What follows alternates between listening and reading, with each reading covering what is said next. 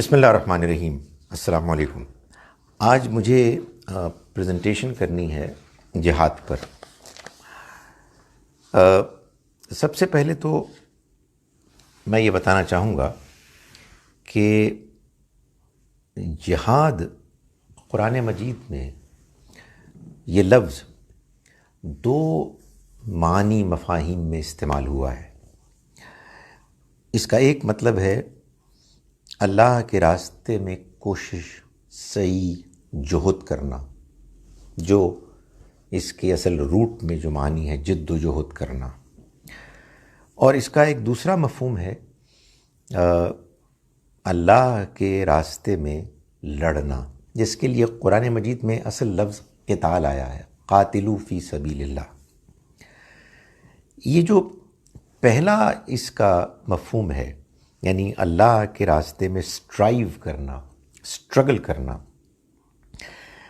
اس کے لیے مثال کے طور پر سورہ عنکبوت ہے، سورہ نمبر 29، اس کی آیت نمبر 69 جو آخری آیت ہے، اس میں اللہ تعالیٰ فرماتے ہیں والذین جاہدوا فینا، اور وہ لوگ کہ جو ہماری راہ میں جہاد کرتے ہیں، یعنی ہمارے راستے میں اسٹرائیو کرتے ہیں، اسٹرگل کرتے ہیں، لنہدینہم سبلنا، ہم ان کے لیے اپنے راستے کھول دیتے ہیں، وَإِنَّ اللَّهَ لَمَعَ الْمُحْسِنِينَ، اور اللہ خوبی کے ساتھ عمل کرنے والوں کے ساتھ ہوتا ہے۔ سورہ الفرقان سورہ نمبر 25 کی آیت نمبر 52 میں اللہ تعالیٰ نبی اکرم صلی اللہ علیہ وسلم کو خطاب کر کے فرماتے ہیں فَلَا تُطِعِ الْكَافِرِينَ، تو آپ ان کافروں کی پرواہ نہ کریں، وَجَاهِدْهُمْ بِهِ جِهَادًا كَبِيرًا، اور آپ اس کے ذریعے سے ان سے بڑا جہاد کریں۔ اس کے ذریعے سے یعنی قرآن مجید کے ذریعے سے۔ ظاہر ہے کہ قرآن مجید کے ذریعے سے جہاد تلوار سے تو نہیں ہوگا، وہ تو قرآن مجید کو بیان کرنا، اس کی تبلیغ کرنا، اس کے لیے کوشش کرنا، اس کی مخالفت کو فیس کرنا وغیرہ۔ یہ جو اسٹرگل ہے، اس کو اللہ تعالیٰ فرماتے ہیں جہاداً کبیرہ، بڑا جہاد۔ اس قرآن کے ذریعے سے اے پیغمبر آپ ان کے ساتھ بڑا جہاد کریں۔ معلوم یہ ہوا کہ جہاد کا ایک مفہوم اور زیادہ اہم مفہوم یہ ہے کہ انسان اللہ کو راضی کرنے کے لیے، اللہ کے دین پر عمل کرتے ہوئے اس دنیا میں جہاد کرے، کوشش کرے، اسٹرگل کرے۔ لیکن اس میں کوئی شبہ نہیں ہے کہ جہاد کے لیے جہاد ایک اور مفہوم کے لیے بھی خاص طور پر استعمال ہوا ہے، اور وہ ہے اللہ کے راستے میں قتال کرنا۔ یہ لفظ اسی مفہوم میں مشہور ہو گیا، حالانکہ قرآن مجید میں یہ لفظ اس خاص مقصد کے لیے اتنا نمایاں طور پر استعمال نہیں ہوا جتنا نمایاں طور پر پہلے مفہوم کے لیے استعمال ہوا ہے۔ آپ یوں سمجھیے کہ یہ دوسرا مفہوم پہلے مفہوم کا سب سیٹ ہے، یعنی ایک جہاد کا طریقہ اللہ کے راستے میں میدان جنگ میں بھی اختیار کیا جا سکتا ہے۔ اس مفہوم میں جو آیات ہیں وہ مثال کے طور پر سورہ توبہ سورہ نمبر 9 کی آیت نمبر 111 ہے، جس میں اللہ تعالیٰ فرماتے ہیں کہ ان اللہ اشتری من المؤمنین انفسهم واموالهم بان لهم الجنہ، اللہ نے خرید لیے اہل ایمان کی جانیں اور ان کے مال جنت کے بدلے میں، یقاتلون فی سبیل اللہ، وہ لڑتے ہیں اللہ کے راستے میں، فیقتلون ویقتلون، چنانچہ وہ قتل کرتے بھی ہیں اور قتل ہوتے بھی ہیں۔ دوسری بات یہ ہے کہ یہ جو جہاد ہے، اس کے لیے کیا اصل انسینٹیو ہے، کیا وہ نصب العین ہے کہ جس کو قرآن مجید نے بیان کیا؟ تو یہ بھی ہم ابھی پچھلی گفتگو میں ہی دیکھ آئے ہیں کہ یہ اصل میں سورہ توبہ کی آیت نمبر 111 میں بیان کر دیا گیا کہ ان اللہ اشتری من المؤمنین انفسهم واموالهم بان لهم الجنہ، اللہ نے خرید لیا اہل ایمان کی جانوں کو اور ان کے مال کو جنت کے بدلے۔ یعنی اللہ یہ فرماتا ہے کہ جب تم اس کے راستے میں لڑو گے تو تمہیں جنت ملے گی، اور یوں سمجھو کہ جب تم لڑنے کے لیے نکلتے ہو تو یہ ایسے ہے کہ گویا کہ اس نے تمہاری جان بھی خرید لی، تمہارا مال بھی خرید لیا، یعنی اب اس نے قیمت وصول کی ہے جنت کی جو تمہیں بعد میں ملے گی۔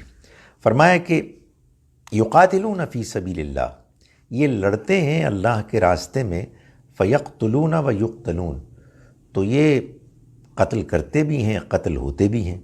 وعدن علیہ حقاً، یہ اللہ کا وعدہ ہے اس پر کہ جسے پورا کرنا اس کے لیے لازم ہے۔ فی التوراۃ والانجیل والقرآن، تورات میں بھی، انجیل میں بھی اور قرآن میں بھی یہ پکا سچا وعدہ ہے۔ ومن اوفی بعہدہ من اللہ، اور اللہ سے زیادہ وعدوں کو پورا کرنے والا اور کون ہو سکتا ہے۔ فاستبشروا ببیعکم الذی بایعتم بہ، تو تم خوشخبری لو اس اپنے بیعت، اپنے معاہدے کی بنیاد پر کہ جو تم نے اس کے ساتھ کیا۔ وذالک ھو الفوز العظیم، اور یہ بڑی کامیابی ہے۔ اگلی آیت میں یہ بتایا کہ یہ جو لوگ جنگ کے میدان میں یہ نقشہ پیش کرتے ہیں کہ وہ اللہ کے راستے میں لڑتے ہیں، قتل کرتے ہیں، قتل ہوتے ہیں، یہ امن کی جب صورت پیدا ہو جاتی ہے تو کیا کرتے ہیں؟ فرمایا تائبون، بار بار توبہ کرتے ہیں، العابدون، عبادت کرتے ہیں، الحامدون، اللہ کی تعریف اور شکر کرنے والے ہیں، السائحون، اللہ کے راستے میں سرگرمی دکھانے والے ہیں، الراکعون الساجدون، رکوع اور سجدہ کرنے والے ہیں، الامرون بالمعروف والناہون عن المنکر، وہ نیکی کا حکم دیتے ہیں، برائی سے روکتے ہیں، والحافظون لحدود اللہ، اور یہ اللہ کی حدود کی حفاظت کرنے والے ہیں۔ وبشر المومنین، اور اے پیغمبر آپ ان اہل ایمان کو خوشخبری سنا دیجیے۔ یہ اصل میں انسینٹیو ہے، اللہ کو راضی کرنا، آخرت میں جنت کمانا۔ لیکن یہ قتال، یہ لڑنا ہوتا کیوں ہے؟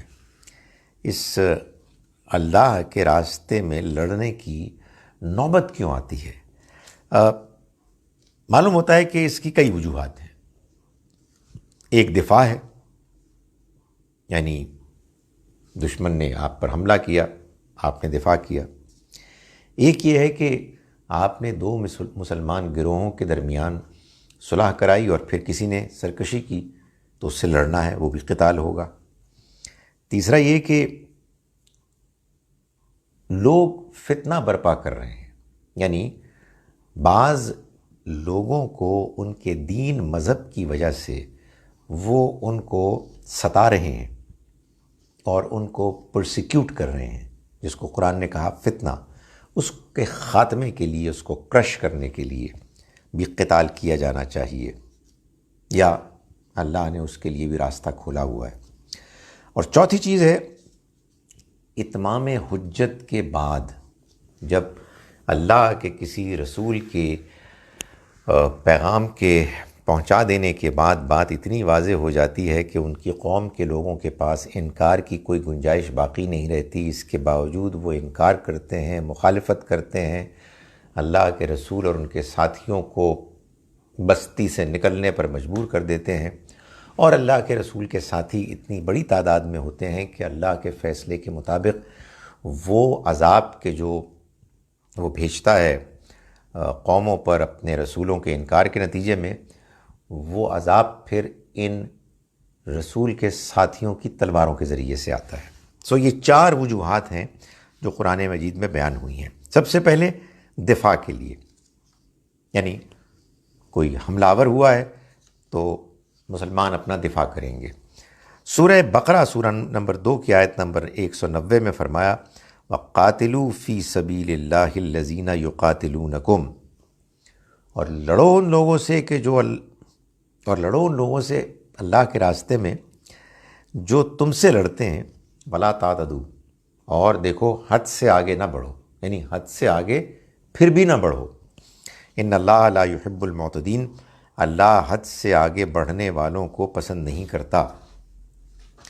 دوسری وجہ یہ میں نے بیان کی تھی کہ مسلمان اگر دو مسلمان گروہوں میں صلح صفائی کرائیں اور پھر ان میں سے کوئی ایک زیادتی کرے تو پھر سب مسلمان اس زیادتی کرنے والے گروہ کے خلاف لڑیں گے۔ یہ ہم سورہ الحجرات میں پڑھائے ہیں، سورہ نمبر 49 49 آیت نمبر 9۔ فرمایا وَإِن طَائِفَتَانِ مِنَ الْمُؤْمِنِينَ اقْتَتَلُوا، اور اگر دو گروہ اہل ایمان میں سے لڑ پڑیں آپس میں، فَأَصْلِحُوا بَيْنَهُمَا، تو ان دونوں کے درمیان صلح کرا دو۔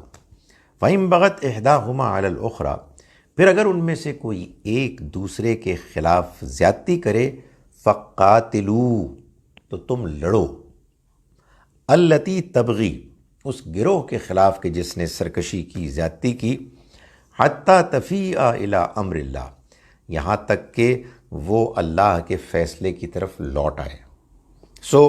معلوم یہ ہوا کہ بعض اوقات اس کا امکان ہے کہ مسلمان سے لڑے میدان جنگ میں اور اللہ کے حکم کے مطابق لڑے، تو فرمایا کہ فَإِن فَات، پھر اگر وہ لوٹ آئے، یعنی وہ گروہ کے جو معاہدے کے بعد زیادتی کرنے پر تل پڑا، اس کو لڑ کر مجبور کیا جائے گا کہ وہ اس معاہدے کی طرف لوٹ آئے، اللہ کے حکم کی طرف لوٹ آئے۔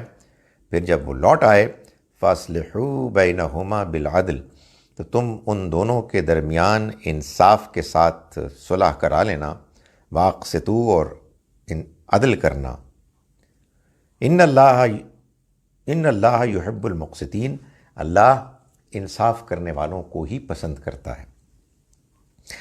تیسری وجہ میں نے یہ بتائی تھی کہ قرآن مجید میں یہ بات بیان ہوئی ہے کہ اگر کہیں ریلیجس پرسیکیوشن ہو رہی ہے، یعنی کچھ لوگ ہیں کہ جو ستائے جا رہے ہیں اس وجہ سے کہ انہوں نے ایک خاص دین کو، دینی نقطہ نظر کو اختیار کیا ہے، اور محض اس وجہ سے ان کو ذلیل کیا جا رہا ہے، رسوا کیا جا رہا ہے، پرسیکیوٹ کیا جا رہا ہے، زبردستی ان کو دین چھوڑنے پر مجبور کیا جا رہا ہے، جس کو قرآن مجید نے الفتنہ کہا، تو پھر مسلمان اس کے خلاف، یعنی ایسے گروہ کے خلاف کہ جو یہ فتنہ برپا کر رہا ہے، اس کے خلاف لڑے گا۔ چنانچہ سورہ حج، سورہ نمبر 22 کی آیت نمبر 40 میں اللہ تعالیٰ کا ارشاد ہے، الذین اخرجوا من دیارہم، وہ لوگ کہ جو اپنے گھروں سے نکالے گئے، بغیر حق، بغیر کسی جائز وجہ کے، الا ان یقولوا ربنا اللہ، سوائے اس بات کے کہ انہوں نے کہا کہ ہمارا رب اللہ ہے۔ یعنی اب ان لوگوں کو اللہ نے جہاد یعنی قتال کرنے کی اجازت دے دی ہے۔ کیوں؟ فرمایا ولولا دفع اللہ الناس، اور اگر اللہ لوگوں کو دور نہ کرنے والا ہوتا، بعضہم ببعض، بعضوں کو بعضوں کے ذریعے سے، لہدمت صوامع، تو منہدم کر دیے جاتے، مسمار کر دیے جاتے، صوامع و بیع و صلوات و مساجد، کلیسے، کنیسے، عبادت گاہیں اور مسجدیں، یذکر فی اسم اللہ کثیرا، ذکر کیا جاتا ہے جن میں اللہ کا کثرت سے۔ یہ عبادت گاہیں جو مختلف مذاہب کے لوگوں کی عبادت گاہیں ہیں، جن میں لوگ جاتے ہی اس لیے ہیں کہ وہ اللہ کی عبادت کریں، اگر اللہ اس کی اجازت نہ دے کہ لوگ جہاد کر کے ایسے لوگوں کو ختم کر دیں، ایسے لوگوں کا مقابلہ کریں، ان کی سرکشی پر ان کو روکیں، تو پھر کیا ہوتا؟ پھر یہ سرکش لوگ اللہ کی عبادت گاہوں جن میں اس کا بڑا ذکر کیا جاتا ہے، ان کو مسمار کر دیتے۔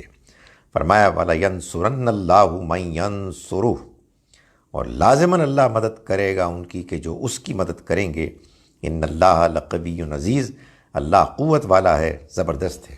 یعنی اللہ تعالیٰ خود ہی یہ کر سکتا ہے کام، لیکن وہ لوگوں سے کہتا ہے کہ وہ اس کار خیر میں آگے بڑھیں اور اللہ کے اس مشن کو اکمپلش کریں. جو اللہ کی مدد کرے گا اللہ اس کی مدد کرے گا. اس آیہ مبارکہ سے یہ معلوم ہوتا ہے کہ مسلمانوں کو اگر ان کے پاس طاقت ہے اور وہ یہ دیکھتے ہیں کہ ریلیجس پرسیکیوشن ہو رہی ہے، یعنی کچھ لوگ کچھ دوسرے لوگوں کو اس وجہ سے ستا رہے ہیں کہ وہ کوئی خاص دین اختیار کیے ہوئے ہیں، تو پھر مسلمانوں کو ایسے ستانے والوں، ایسا فتنہ اندازی اختیار کرنے والوں کو جہاد کے ذریعے سے مسلمانوں کو حکم دیتا ہے کہ وہ ان کے خلاف لڑیں اور ان کو اس غلط رویے، اس سرکشی سے روکیں. اس میں ظاہر ہے کہ جو ایک خاص بات ہے وہ یہ ہے کہ یہ بتایا جا رہا ہے کہ اس میں مسلمانوں کو یہ نہیں دیکھنا کہ مسجدیں مسمار ہو رہی ہیں تبھی لڑیں گے، نہیں، گرجے، کنیسے اور عبادت گاہیں، جہاں جہاں بھی یہ کام ہو رہا ہے کہ لوگ زیادتیاں کر رہے ہیں اور اللہ کے گھروں پر وہ حملہ آور ہوتے ہیں اور توڑ پھوڑ کرتے ہیں اور لوگوں کو عبادت کے لیے نہیں جانے دیتے، تو پھر ایسے لوگوں کے خلاف لڑا جائے گا. ظاہر ہے یہ سوال پیدا ہوتا ہے کہ ایسا کیوں ہے؟ اس کی وجہ یہ ہے کہ اللہ نے اس دنیا کی زندگی کو ایک امتحان کی جگہ بنایا ہے. اس امتحان میں اللہ تعالیٰ ہر انسان کو موقع دینا چاہتا ہے کہ وہ اپنی آزادانہ مرضی سے جس مذہبی نقطہ نظر کو چاہے اختیار کرے. اگر لوگ زبردستی عبادت گاہوں کو مسمار کرنا شروع کر دیں اور لوگوں کو اپنے پسند کے مذہب دین کو چھوڑنے پر مجبور کر دیں تو خدا کی یہ اسکیم برباد ہو جائے. کوئی کسی کو مجبور نہیں کر سکتا. ہر شخص اپنے اپنے دین کو ماننے اور اس کو اختیار کرنے اور جب چاہے اس کو چھوڑنے پر آزاد ہے. اگر کچھ لوگ اس کے خلاف کھڑے ہیں تو وہ اصل میں اللہ کے راستے کے خلاف کھڑے ہیں، اس لیے کہ اللہ تعالیٰ آخر میں فرما رہا ہے کہ وَلَيَنْصُرَنَّ اللَّهُ مَن يَنْصُرُ، اور اللہ مدد کرے گا ان کی جو اس کی مدد کریں گے، اور اللہ زبردست ہے، قوت والا ہے. یعنی مطلب یہ ہے کہ وہ یہ کام خود بھی کر سکتا ہے اور وہ تو صرف دعوت دے رہا ہے لوگوں کو کہ اس کار خیر میں شریک ہوں. اسی طرح سے ایک اور آیہ مبارکہ میں اللہ تعالیٰ نے اسی مقصد کو بیان کیا ہے. سورہ نساء کی آیت نمبر 75، سورہ نمبر 4 ورس 75، اللہ تعالیٰ کا ارشاد ہے کہ وَمَا لَكُمْ لَا تُقَاتِلُونَ فِي سَبِيلِ اللَّهِ، اور مسلمانوں تمہیں کیا ہو گیا ہے کہ تم اللہ کے راستے میں نہیں لڑتے. وَالْمُسْتَضْعَفِينَ مِنَ الرِّجَالِ وَالنِّسَاءِ وَالْوِلْدَانِ، جبکہ کمزور مرد یعنی بوڑھے، عورتیں اور بچے، الذین، وہ لوگ، یقولون ربنا اخرجنا من هذه القریۃ الظالم اہلها، جو کہتے ہیں، دعائیں کرتے ہیں کہ ہمارے رب تو نکال ہم کو اس بستی میں سے جس کے رہنے والے ظالم ہو گئے ہیں. وَاجْعَل لَنَا مِن لَّدُنْكَ وَلِيًّا، اور تو بنا ہمارے لیے کوئی خاص اپنے پاس سے کوئی مددگار ساتھی. وَاجْعَل لَنَا مِن لَّدُنْكَ نَصِيرًا، اور تو بنا ہمارے لیے خاص اپنے پاس سے مددگار. ولیًّا ساتھی، نصیرہ مددگار، یعنی اپنے پاس سے تو بندے بھیج کہ جو لڑیں ہمارے ان بستی میں رہنے والے ظالموں کے ساتھ اور ہمیں اس ظلم سے وہ بچا لیں. اگلا جو ہے مقصد کہ جو لڑنے کے لیے بیان کیا گیا ہے وہ ہے اتمام حجت کے بعد اللہ کے رسول کے انکار کرنے والوں پر عذاب. یہ قرآن مجید میں بار بار بیان کیا گیا ہے کہ جب اللہ کے رسول، کوئی رسول اس دنیا میں آتے ہیں تو ان کو اللہ تعالیٰ جب یہ موقع دیتا ہے کہ وہ اللہ کے پیغام کو پیش کریں تو ایک وہ سٹیج آتی ہے کہ جب حجت تمام ہو جاتی ہے. بات آخری حد تک واضح ہو جاتی ہے، کسی کے پاس انکار کرنے کے لیے کوئی عذر باقی نہیں رہتا۔ اس کے بعد ہجرت و برات کا موقع آتا ہے جب اللہ کے رسول اور ان کے ساتھی قوم کے لوگوں سے برات کا اعلان کرتے ہیں، یعنی وہ اس بات کا اعلان کرتے ہیں کہ ان کا ان سے کوئی تعلق نہیں ہے، اور وہ ہجرت کرتے ہیں۔ اس کے بعد اللہ کا عذاب آ جاتا ہے۔ اس کو قرآن مجید نے بیان کیا ہے، اور یہ بیان کیا ہے مشرکین کے لیے بھی اور غیر مشرکین کے لیے بھی۔ تو ہم پہلے دیکھتے ہیں مشرکین کے لیے جو عذاب بیان ہوا ہے۔ سورہ توبہ جو ہم جان چکے ہیں کہ عذاب کی سورہ ہے، اس میں اللہ کا عذاب بیان ہوا ہے کہ جو اس نے اپنے آخری رسول صلی اللہ علیہ وآلہ وسلم کی قوم پر نازل کیا، اور اس میں 3 گروہ تھے، مشرک، اہل کتاب اور منافق۔ اس میں مشرکین کے لیے اللہ تعالیٰ نے جو عذاب بیان کیا وہ آیت نمبر 3 ہے سورہ توبہ کی۔ اس میں فرمایا وَأَذَانٌ مِّنَ اللَّهِ وَرَسُولِهِ إِلَى النَّاسِ، اور یہ اعلان ہوگا اللہ اور اس کے رسول کی طرف سے لوگوں کے سامنے یوم الحج الاکبر، بڑے حج کے دن، یعنی میدان عرفات میں، ان اللہ بریء من المشرکین ورسولہ، کہ اللہ مشرکین سے بالکل لا تعلق ہے اور اس کا رسول بھی۔ وَإِن تُبْتُمْ فَهُوَ خَيْرٌ لَكُمْ، پھر اگر اے مشرکو تم توبہ کر لو تو یہ تمہارے لیے بہتر ہے۔ وَإِن تَوَلَّيْتُمْ، اور اگر تم نے منہ موڑا، فَاعْلَمُوا أَنَّكُمْ غَيْرُ مُعْجِزِ اللَّهِ، تو جان لو کہ تم اللہ کو عاجز نہیں کر سکو گے، اللہ کو اپنے فیصلے کو نافذ کرنے میں ناکام نہیں کر سکو گے۔ وَبَشِّرِ الَّذِينَ كَفَرُوا بِعَذَابٍ أَلِيمٍ، اور آپ خوشخبری سنا دیجئے ان لوگوں کو کہ جنہوں نے کفر کیا ایک دردناک عذاب کی۔ آگے چل کے آیت نمبر 4 میں اللہ تعالیٰ فرماتے ہیں إِلَّا الَّذِينَ عَاهَدتُّم مِّنَ الْمُشْرِكِينَ، سوائے ان لوگوں کے کہ جن سے تم نے معاہدہ کیا مشرکین میں سے، ثُمَّ لَمْ يَنْقُصُوكُمْ شَيْئًا، پھر انہوں نے اس معاہدے کو پورے کرنے میں کوئی کسر نہیں رکھی، کوئی زیادتی نہیں کی۔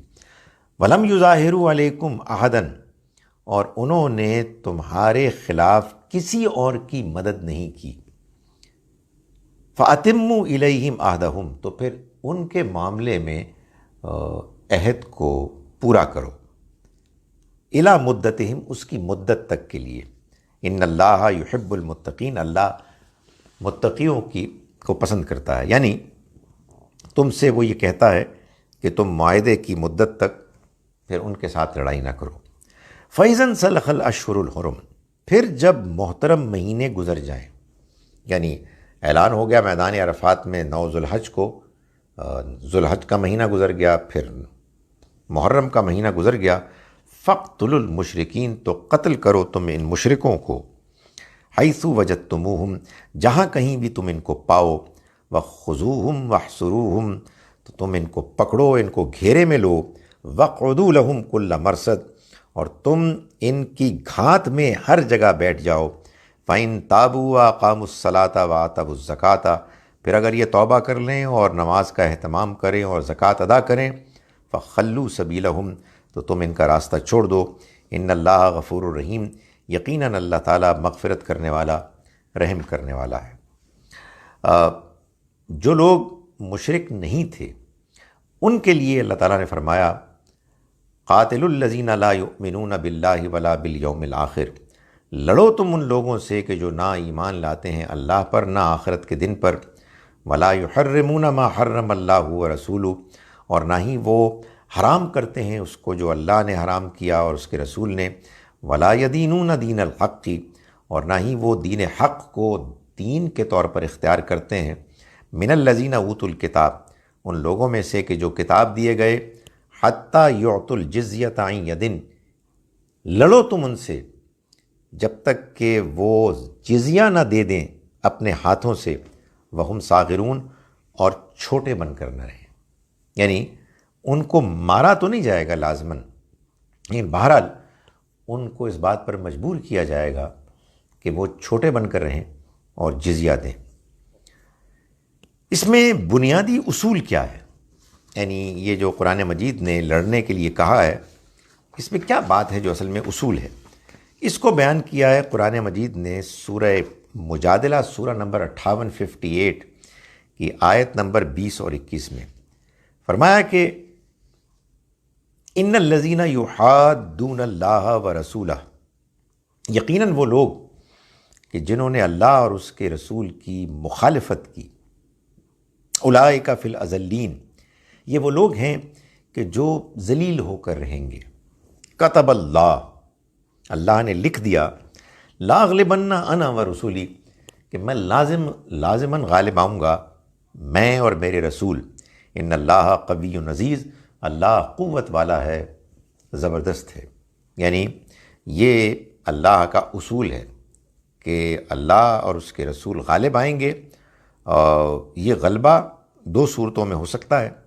ایک یہ کہ اللہ کے رسول کے مخالفین مشرک ہوں، تو پھر حجت تمام ہونے کے بعد، ایک مدت گزر جانے کے بعد، جب ڈیڈ لائن ختم ہو جاتی ہے تو پھر ان پر ایسا عذاب آتا ہے کہ ان کا خاتمہ ہو جاتا ہے۔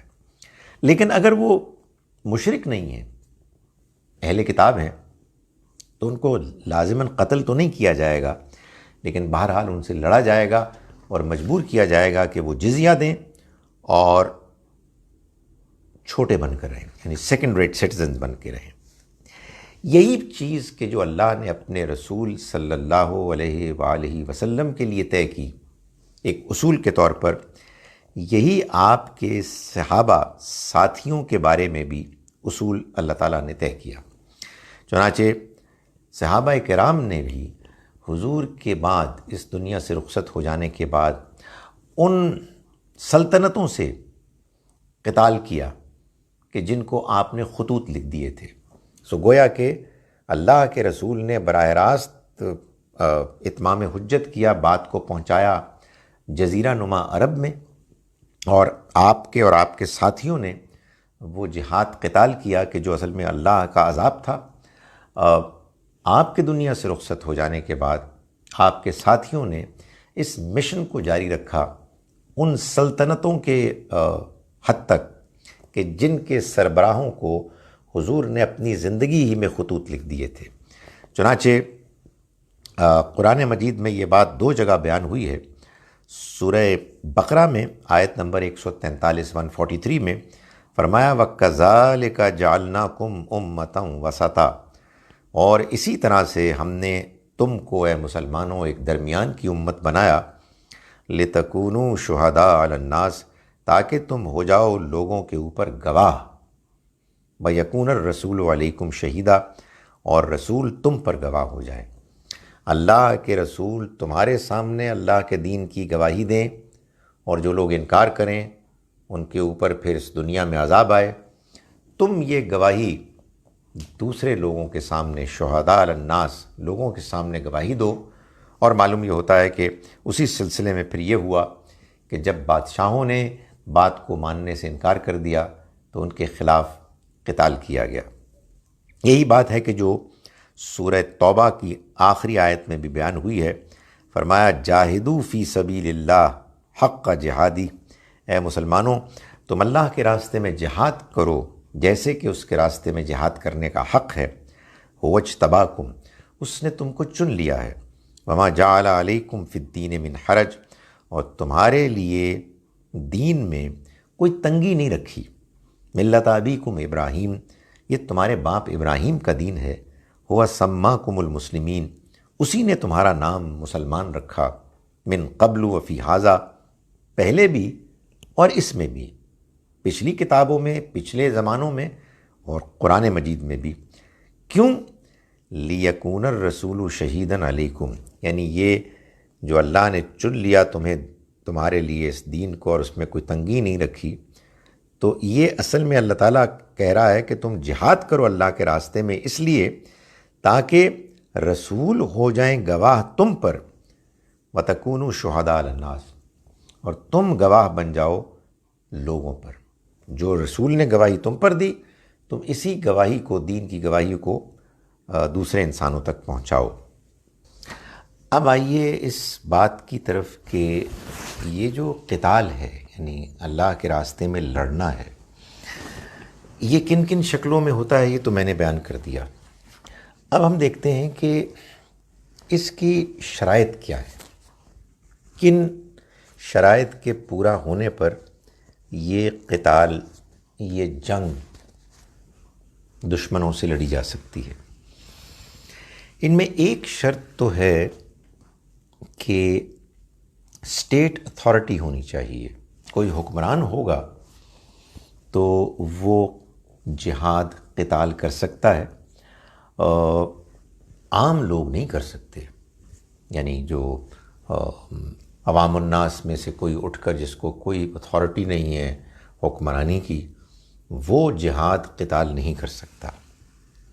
چنانچہ سورہ حج کی آیات نمبر 39، 39 اور 40 میں اللہ تعالیٰ فرماتے ہیں کہ اذن للذین یقاتلون بانہم ظلموا، اور اجازت دے دی گئی ان لوگوں کو کہ جن کے خلاف قتال کیا گیا، جن کے خلاف لڑائی کی گئی، اس وجہ سے کہ ان پر ظلم کیا گیا۔ یعنی اس بات کی اجازت دے دی گئی کہ اب وہ بھی لڑ سکتے ہیں۔ وَإِنَّ اللَّهَ عَلَى نَصْرِهِمْ لَقَدِيرٌ، اور اللہ ان کی مدد پر پوری قدرت رکھتا ہے۔ الَّذِينَ اُخْرِجُوا مِن دِيَارِهِمْ، یہ وہ لوگ ہیں کہ جو نکالے گئے اپنے گھروں سے بغیر حق، بغیر کسی وجہ کے، بغیر کسی جسٹیفیکیشن کے، اِلَّا أَن يَقُولُوا رَبُّنَا اللَّهُ، سوائے اس کے کہ انہوں نے کہا کہ ہمارا رب اللہ ہے۔ یعنی انہوں نے ہجرت کر لی اور اس کے بعد ان کو ایک اسٹیٹ مل گئی اور انہوں نے اس کے تحت پھر اب یہ اجازت پا لی۔ یہی بات ہے کہ جو حدیث میں بھی واضح کی گئی ہے، بخاری کی کتاب میں یہ حدیث ہے صحیح، کہ امام جو مسلمانوں کا امام ہے وہ ان کا دفاع ہے، جنگ اس کے پیچھے لڑی جاتی ہے اور عام آدمی اس کی مدد مانگتا ہے۔ وہ ہے کہ جو جہاد کرے گا، وہ ہے کہ جو اس کا اعلان کرے گا، عام لوگ اس کے ساتھ مل کر اس کے پیچھے کھڑے ہو کر یہ جہاد کریں گے۔ یہی بات ہے کہ جو ہمارے ہاں علماء نے بھی بیان کی ہے۔ سید سابق کی کتاب ہے فقہ السنہ، جس میں کہ وہ تمام علماء کی بات کو بیان کرتے ہیں مختلف معاملات میں۔ ان کا کہنا یہ ہے کہ ایک تیسری بھی کیٹیگری زمرہ ہے جس کو فرض کفایہ کہتے ہیں۔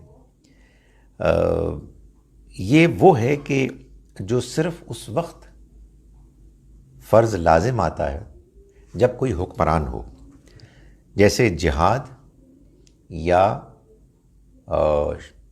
حدود، یعنی جو مجرمین کو سزائیں ملتی ہیں وہ، اس لیے کہ یہ صرف حکمران ہے کہ جس کو یہ اختیار ہے کہ وہ ایسا کر سکے، کوئی اور ایسا نہیں کر سکتا، کسی اور کو یہ حق حاصل نہیں ہے کہ وہ مجرمین کو سزا دے۔ چور کا ہاتھ آپ چوری پکڑنے کے باوجود نہیں کاٹ سکتے، اسی طرح سے قاتل کو آپ قتل نہیں کر سکتے، زانی کو آپ کوڑے نہیں لگا سکتے۔ یہ مسلمانوں کا نظام کرے گا اور اس میں جو حکمران ہیں وہ اس کے ذمہ دار ہوں گے۔ اس کے بعد ایک اور اہم بات یہ ہے کہ کم سے کم ایک عسکری طاقت ہے، ملٹری سٹرینگتھ، جو کہ ایک شرط ہے، اس سے کم پر جہاد فرض نہیں ہوتا۔ یہ ایک دوسری شرط ہے۔ پہلی شرط یعنی یہ کہ حکمران ہے کہ جو جہاد کرے گا۔ دوسری شرط یہ ہے کہ یہ جہاد اسی صورت میں مسلمانوں پر لازم ہوگا جب ان کی عسکری طاقت، ملٹری اسٹرینگتھ ایک خاص کم سے کم لیول سے زیادہ ہو۔ چنانچہ فرمایا اللہ تعالیٰ نے سورہ انفال سورہ نمبر 8 کی آیت نمبر 60 میں کہ وَأَعِدُّوا لَهُم مَّا اسْتَطَعْتُمْ، اور تم تیاری کرو ان کے لیے جتنا تمہارے لیے ممکن ہو، من قوتم ومن رباط الخیل، تم تیاری کرو اپنے ملٹری اسٹرینگتھ، قوت کے ساتھ اور تیار گھوڑوں کے ساتھ، یعنی جو بھی تمہارے پاس ساز و سامان اسلحہ وغیرہ ہے اس سب کے ساتھ تیاری کرو اپنے زمانے کے لحاظ سے۔ ترہبون بہ عدو اللہ وعدوکم، تم ڈراؤ اس سے، خوف پیدا کرو ان کے ذریعے سے اللہ کے دشمن اور اپنے دشمن کے دلوں میں، وآخرین من دونہم، اور کچھ اوروں میں بھی جو ان کے علاوہ ہیں، لا تعلمونہم، تم ان کو نہیں جانتے، اللہ یعلمہم، اللہ ان کو جانتا ہے، وما تنفقوا من شیء فی سبیل اللہ، اور جو کچھ بھی تم خرچ کرو گے اللہ کے راستے میں، یوفی الیکم، وہ تمہیں پورا پورا لوٹا دیا جائے گا، وانتم لا تظلمون، اور تم پر ذرا بھی ظلم نہیں کیا جائے گا۔ اس تیاری کو بیان کرنے کے بعد، اس کا حکم دینے کے بعد جو دیا گیا آیت نمبر 60 میں، آگے چل کے اللہ تعالیٰ فرماتے ہیں آیت نمبر 65، 65 اور 66 میں، یا ایھا النبی، اے نبی، حرض المؤمنین علی القتال، آپ اہل ایمان کو لڑائی قتال کے لیے ابھاریے، موٹیویٹ کیجیے۔ ان یکم منکم 20 صابرون، اگر تم 20 ہوئے ثابت قدم، یغلبوا 200، تو یہ غالب آ جائیں گے 200 پر۔ وَإِن یکم منکم 100، اور اگر ہوں گے تم میں 100، یغلبوا 1000 من الذین کفروا، تو غالب آ جائیں گے 1000 پر ان لوگوں پر کہ جنہوں نے کفر کیا، بِأَنَّهُمْ قَوْمٌ لَا يَفْقَهُونَ، اس وجہ سے کہ یہ وہ لوگ ہیں کہ جو سمجھتے نہیں۔ یعنی مسلمانوں کو یہ کہا گیا کہ اگر تمہارا دشمن کی قوت کے مقابلے میں تناسب، پروپورشن 10% ہے، 1 اور 10 کا، تو تم لڑو۔ تمہارے اور ان کے درمیان جو عسکری طاقت میں فرق ہے، اللہ تعالیٰ تمہارے ایمان، تمہارے حوصلے، تمہاری ثابت قدمی سے اس فرق کو برابر کر دے گا اور اللہ تمہیں فتح دے گا۔ لیکن اگلی آیت کی جو معلوم ہوتا ہے کہ کچھ سالوں کے بعد نازل ہوئی اور مسلمانوں میں بہت سے کمزور مسلمان شامل ہو گئے، تو اللہ تعالیٰ نے پھر اس تناسب میں کمی کر دی اور فرمایا الآن خفف اللہ عنکم، اب اللہ نے کمی کر دی تمہارے لیے، یعنی تمہارے اوپر جو ذمہ داری سونپی گئی تھی اس ذمہ داری میں کچھ کمی کر دی۔ وعلم ان فیکم ضعفا، اور اس کی وجہ یہ ہے کہ اس نے تمہارے اندر کمزوری پائی، جیسا کہ میں نے گزارش کی، نئے مسلمان آئے اور پھر مسلمانوں کے اندر وہ قوت، وہ ہمت، وہ حوصلہ، وہ ایمان، ثابت قدمی نہیں رہی۔ فَإِن يَكُن مِّنكُم مِّئَةٌ صَابِرَةٌ، پھر اگر ہو تم میں 100 ثابت قدم، یغلبوا 200، تو وہ غالب آ جائیں گے 200 پر۔ وَإِن يَكُن مِّنكُمْ 1000، اور اگر ہوں تم میں 1000، یغلبوا 2000، تو وہ غالب آ جائیں گے 2000 پر، بِإِذْنِ اللہ، اللہ کے اذن مرضی سے، واللہ مع الصابرین، اور اللہ ثابت قدموں کے ساتھ ہے۔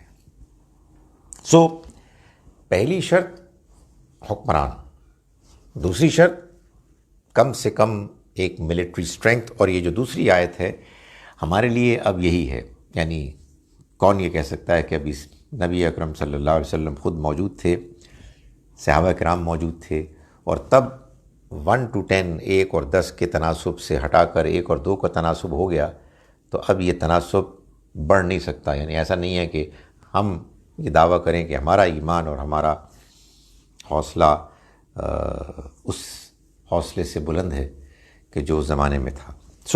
1 اور 2 کا تناسب ہوگا تو مسلمان لڑنے کا پابند ہوگا، لڑائی کرنی چاہیے اگر وہ شرائط موجود ہیں کہ جو پہلے بیان ہو چکی ہیں، یعنی وہ وجوہات موجود ہیں لڑائی کی۔ تیسری بات جو قرآن مجید نے اہم بیان کی سورہ انفال ہی میں، وہ ہے آیت نمبر 72 میں، جس میں اللہ تعالیٰ فرما رہے ہیں کہ جو معاہدے ہیں ان کی خلاف ورزی نہیں ہو سکتی۔ فرمایا ان الذین آمنوا وہاجروا وجاہدوا باموالہم وانفسہم فی سبیل اللہ، وہ لوگ کہ جو ایمان لائے اور جنہوں نے ہجرت کی اور جہاد کیا اپنے مال اور اپنی جانوں سے اللہ کے راستے میں، والذین آووا ونصروا، اور وہ لوگ کہ جنہوں نے ان کو ٹھکانہ دیا اور ان کی مدد کی، سہارا دیا اور ان کی مدد کی، اولئک بعضهم اولیاء بعض، یہ ایک دوسرے کے ساتھی دوست ہیں۔ والذین آمنوا ولم یہاجروا، رہے وہ لوگ کہ جو ایمان لائے لیکن ہجرت انہوں نے نہیں کی، ما لکم من ولایتہم من شیء، تمہارا ان کے ساتھ ولایت کا، یعنی ان کی مدد کا، ان کے ساتھ دوستی کا کوئی رشتہ نہیں ہے، من شیء کچھ بھی، یعنی یہ وہ والی ولایت ہے جس میں مدد کرنی ضروری ہے، حتیٰ یہاجروا، جب تک کہ وہ ہجرت نہ کریں، وَإِنِ اسْتَنْصَرُوكُمْ، اور اگر وہ تم سے مدد مانگیں فی الدین، دین کے معاملے میں، فَعَلَيْكُمُ النَّصْرُ، تو تم پر ان کی مدد لازم ہے، إِلَّا عَلَىٰ قَوْمٍ بَيْنَكُمْ وَبَيْنَهُمْ مِيثَاقٌ، سوائے اس کے کہ وہ کہ جس کے خلاف وہ مدد مانگیں تمہارے اور اس قوم کے درمیان کوئی معاہدہ ہے، معاہدے کی خلاف ورزی نہیں ہو سکتی۔ واللہ بما تعملون بصیر، اللہ جو کچھ تم عمل کرتے ہو اس کو دیکھتا ہے۔ یعنی مطلب یہ ہے کہ یہ نہیں ہو سکتا کہ آپ نے معاہدہ کیا ہوا ہے کہ ہم لڑائی نہیں کریں گے یا ہم بارڈرز کراس نہیں کریں گے اور پھر آپ ایسا کرتے ہیں۔ آپ نے معاہدہ کیا ہوا ہے کہ آپ اپنے جاسوس نہیں بھیجیں گے، وہ آپ کی طرف نہیں بھیجیں گے، اور اب آپ نے بھیجنے شروع کر دیے، یہ نہیں ہو سکتا۔ فرمایا وَإِمَّا تَخَافَنَّ مِنْ قَوْمٍ خِيَانَةً، ہاں البتہ آیت نمبر 58 کہہ رہی ہے، پچھلی آیت نمبر 72 تھی، یہ آیت نمبر 58 ہے 58۔ فرمایا وَإِمَّا تَخَافَنَّ مِنْ قَوْمٍ خِيَانَةً، اور اگر تم کو اندیشہ ہو کسی قوم کی طرف سے خیانت کا، یعنی وہ معاہدہ پورا ہی نہیں کر رہے، یعنی آپ معاہدہ پورا کر رہے ہیں اور وہ آپ کے اوپر چڑھ دوڑ رہے ہیں، تو فرمایا کہ فَانْبِذْ إِلَيْهِمْ عَلَى السَّوَاءِ، تو پھر آپ اس معاہدے کو بریک کر دیں، اب اعلان کر دیں کہ آپ اب اس معاہدے کو نہیں مانتے، اس لیے کہ اس کی خلاف ورزی ہو چکی ہے۔ ان اللہ لا يحب الخائنین، اللہ خیانت کرنے والوں کو ہرگز پسند نہیں کرتا۔ چوتھی جو شرط ہے جنگ قتال کے معاملے میں وہ یہ ہے کہ قتال کی بہرحال حدود ہے، ایک حد سے آگے بڑھ کر زیادتی نہیں ہو سکتی۔ فرمایا سورہ بقرہ کی آیت نمبر 194 میں الشہر الحرام بالشہر الحرام والحرمات قصاص، دیکھو محترم مہینوں میں لڑائی نہیں ہو سکتی، لیکن اگر کوئی کرے گا تو بہرحال پھر تم محترم مہینے میں لڑائی کرنے پر مجبور ہو۔ والحرمات قصاص، جیسے اور محترم چیزیں ہیں ان کا بھی قصاص ہے۔ انسانی جان بڑی محترم ہے، مگر کوئی انسان اگر دوسرے کو قتل کر دے تو اب یہ قاتل کی جان محترم نہیں رہی، اب اس کے خلاف قتال کیا جائے گا، یعنی اس کو قتل کیا جائے گا، اس کو سزا ملے گی۔ فرمایا فَمَنِ اعْتَدَىٰ عَلَيْكُمْ، چنانچہ جو تمہارے خلاف زیادتی کرے، فَاعْتَدُوا عَلَيْهِ، تو تم بھی اقدام کرو اس کے خلاف، بِمِثْلِ مَا اعْتَدَىٰ عَلَيْكُمْ، ایسے ہی جیسے کہ اس نے تمہارے خلاف زیادتی کی۔ وَاتَّقُوا اللَّهَ، اور اللہ سے ڈرو، وَاعْلَمُوا، اور جان لو، ان اللہ مع المتقین، کہ اللہ پرہیزگاروں کے ساتھ ہے۔ اس کے بعد کچھ اور شرائط بھی ہیں جو میں آپ کو جلدی جلدی پڑھ دیتا ہوں۔ مثال کے طور پر سورہ نساء کی آیت نمبر 90 میں اللہ تعالیٰ فرماتے ہیں کہ جو نیوٹرل لوگ ہیں ان کے خلاف نہیں لڑنا۔ بھئی ایک آپ کا دشمن ہے جس نے آپ کے خلاف اعلانیہ دشمنی کی اور اقدام کیا، ایک نیوٹرل ہے، نیوٹرل کے خلاف نہیں لڑا جائے گا۔ دوسرا یہ کہ جہاد کرتے ہوئے، قتال کرتے ہوئے دکھاوا نہیں کیا جائے گا۔ یہ سورہ انفال سورہ نمبر 8 کی آیت نمبر 47 میں ہے۔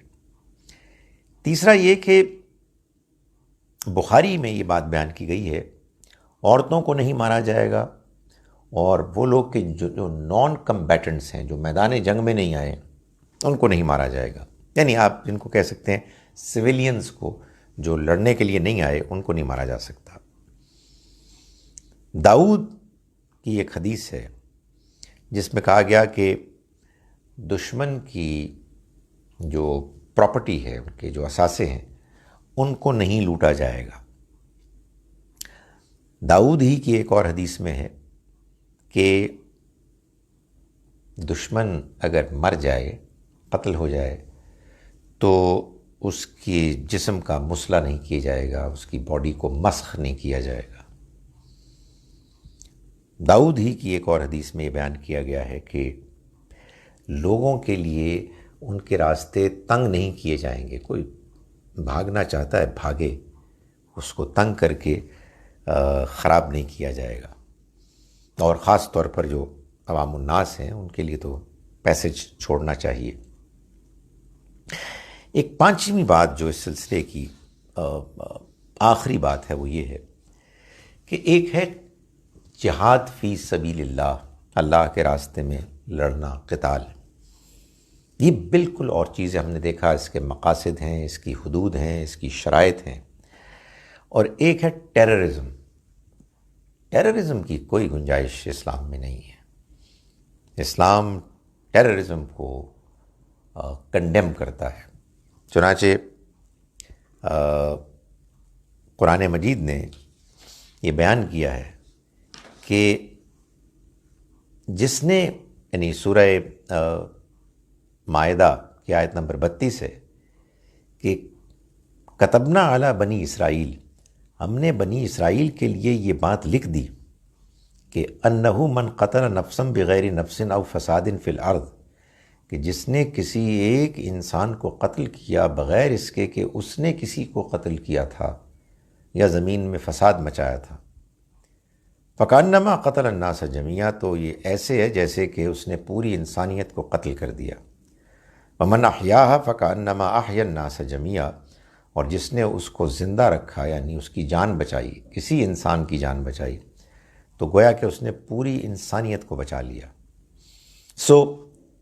پہلی بات یہ ہے کہ آپ کسی کو قتل کر ہی نہیں سکتے۔ بھئی آپ لڑتے ہیں، میدان جنگ میں جاتے ہیں تو اس کی کوئی وجہ ہوتی ہے۔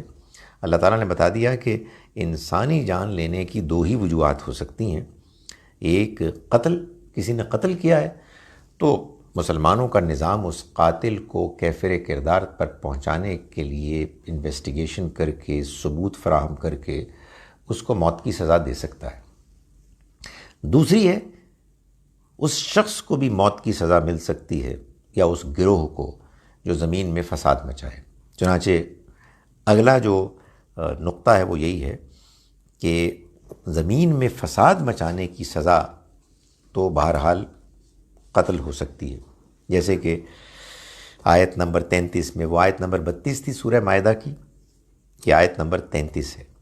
اس میں فرمایا گیا کہ انما جزاء الذین یحاربون اللہ ورسولہ، ان لوگوں کی سزا کہ جو اللہ اور اس کے رسول کے خلاف جنگ کرتے ہیں، وَيَسْعَوْنَ فِي الْأَرْضِ فَسَادًا، اور زمین میں فساد مچاتے ہیں، أَن يُقَتَّلُوا، ان کی سزا یہ ہے کہ انہیں بے دردی سے قتل کر دیا جائے، جس کی ایک شکل ہے رجم کرنا، پتھر مار کے ان کو قتل کر دینا، أَوْ يُصَلَّبُوا، یا ان کو سولی پر چڑھایا جائے، أَوْ تُقَطَّعَ أَيْدِيهِمْ وَأَرْجُلُهُمْ مِنْ خِلَافٍ، یا ان کی ہاتھ، بازو اور ان کے پیر، ٹانگیں مخالف سمت سے کاٹ دی جائیں، أَوْ يُنْفَوْا مِنَ الْأَرْضِ، یا ان کو ملک بدر کر دیا جائے، زمین سے ان کو، سرزمین سے ہٹا کے کہیں اور پھینک دیا جائے۔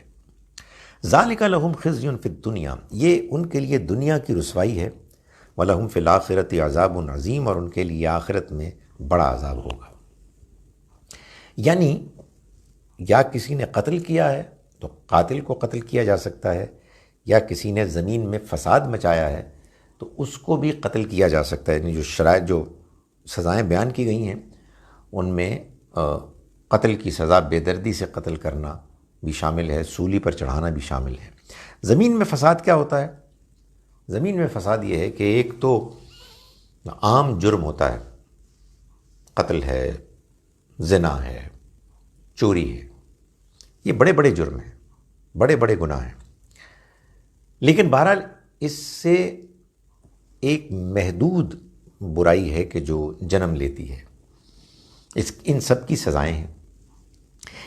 ایک وہ قتل ہے، ایک وہ زنا ہے، ایک وہ چوری ہے، جو اب قتل، زنا اور چوری نہیں رہے، بلکہ آگے بڑھ کر ان جرائم نے زمین میں فساد برپا کرنے کی شکل اختیار کر لی۔ یعنی قتل نہیں رہا، بلکہ وہ سیریل کلنگ ہو گیا۔ ایک شخص یا ایک گروہ قتل و غارت کر رہا ہے، لوگوں کو مارے جا رہا ہے۔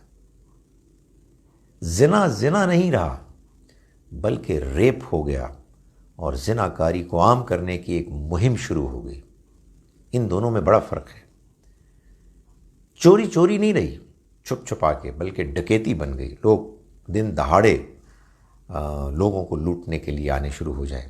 یہ بڑے جرم ہیں جن کے بارے میں اللہ تعالیٰ نے فرمایا کہ ان کی سزا بھی کئی سزائیں، 4 سزائیں بیان کی گئیں، جن میں سے 2 لازماً قتل کی سزائیں ہیں، اور عام قتل نہیں بلکہ بے دردی کے ساتھ قتل کرنا، اس لیے کہ یہ جرائم بھی بہت بڑے جرائم ہیں۔ آخری بات یہ ہے کہ بعض لوگ جنہوں نے کہ انفارچونیٹلی، بدقسمتی سے ہمارے ملک میں بھی اور ممالک میں بھی ٹیررزم کو عام کیا اور اسلام کا نام لیا۔ ایک تو وہ جہاد کا نام لیا کرتے تھے، ابھی بھی کرتے ہیں، تو یہ تو واضح ہو گیا کہ جہاد کا اس طرح کی طوفان بدتمیزی سے کوئی تعلق نہیں ہے۔ یہ اسلام کے نام کو بدنام کرنے کا ایک طریقہ اختیار کیا ہے بعض لوگوں نے، مخلص ہوں یا نہ ہوں اس سے کوئی فرق نہیں پڑتا۔ بہرحال اللہ کے دین کو ایک برے نام سے لوگوں کو پکارنے کا موقع دیا، جو ایک بہت بڑا جرم ہے۔ لیکن ایک وہ جو دلیل دیتے ہیں وہ ایک صحابی کی دیتے ہیں، ابو بصیر کی۔ یہ وہ تھے کہ جنہوں نے صلح حدیبیہ کے موقع پر وہ آئے تھے زنجیروں میں جکڑے ہوئے، نبی اکرم صلی اللہ علیہ وسلم معاہدے پر دستخط کر چکے تھے، جیسا کہ ہم نے دیکھا کہ معاہدے کی خلاف ورزی نہیں ہو سکتی، تو آپ نے ابو بصیر کو لینے سے انکار کر دیا، وہ واپس گئے، اور اس کے بعد وہ اپنے آپ کو چھڑا کے بھاگ گئے، اور کہیں جو موجودہ جدہ ہے وہاں جا کے انہوں نے، کچھ اور لوگ بھی ان کے ساتھ شامل ہو گئے، اور ان سب نے ایک گروپ بنا لیا۔ ان کا کوئی تعلق مدینے سے نہیں تھا۔ ابھی ہم نے دیکھا کہ اگر یہ ہجرت نہیں کرتے تو اللہ تعالیٰ نے فرما دیا کہ تمہارا ان کے ساتھ کوئی تعلق نہیں ہے۔ سورہ انفال کی آیت نمبر 72 میں والذین آمنوا ولم یہاجروا، اور جو ایمان لائے اور انہوں نے ہجرت نہیں کی، ما لکم من ولایتہم من شیء، تو تمہاری کوئی ذمہ داری نہیں ہے کہ تم ان کو حفاظت دو یا ان کے اعمال، ان کی حرکتوں کے تم ذمہ دار ہو، حتیٰ یہاجروا، جب تک کہ وہ ہجرت نہ کریں۔ چنانچہ انہوں نے وہاں گوریلا وارفیئر شروع کر دی۔ وہ جدے اور اس کے آس پاس کے علاقوں میں آنے جانے والے قافلوں کو لوٹتے، اور اس کے نتیجے میں وہ یہ کہتے کہ ہم نے ان لوگوں سے اپنے اوپر کی ہوئی زیادتیوں کا بدلہ لے لیا۔ بعض لوگوں نے ان کے ان اعمال کو کہ جو رپورٹ ہو گئے تاریخ میں، انہوں نے ان کو ایک بنیاد بنا لیا اس بات کا دعویٰ کرنے کے لیے کہ ہم یہ بھی کر سکتے ہیں، لوٹ مار بھی کر سکتے ہیں۔ اس کے بارے میں بخاری میں ایک حدیث ہے جس میں نبی اکرم صلی اللہ علیہ وسلم کا ارشاد ہے کسی شخص کے بارے میں کہ اس کا برا ہو، یہ اگر کچھ اور بھی ساتھی حاصل کرنے میں کامیاب ہو گیا تو پھر اس کے نتیجے میں جنگ کی آگ پھیل جائے گی۔ یعنی نبی اکرم صلی اللہ علیہ وسلم نے اس شخص کے رویے اور اس کے عمل اور اس کے ساتھیوں کے عمل کو بالکل اپروو نہیں کیا، بلکہ اس پر افسوس کا اظہار کیا ہے کہ یہ جو حرکت کر رہا ہے اس کے نتیجے میں فتنہ اور فساد اور جنگ کی آگ یہ بھڑک اٹھے گی۔ اللہ تعالی ہم کو اپنے دین کو سمجھنے کی توفیق عطا فرمائے۔ السلام علیکم ورحمۃ اللہ وبرکاتہ۔